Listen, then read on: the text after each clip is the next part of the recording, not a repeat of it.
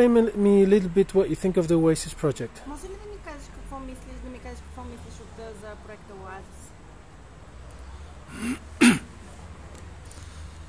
Ами смятам, че този високотехнологичен процес за България специално ще окаже голямо влияние за бъдеще, в близко бъдеще надявам се, и ще подобри изключително много качеството сред потребителите на домове за стари хора.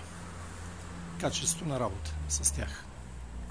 And which of the Oasis services do you think are the most useful for people in Bulgaria, for all the people in Bulgaria? Кои от услугите в Oasis проекта смятате, че са най-подходящи и приложими в България?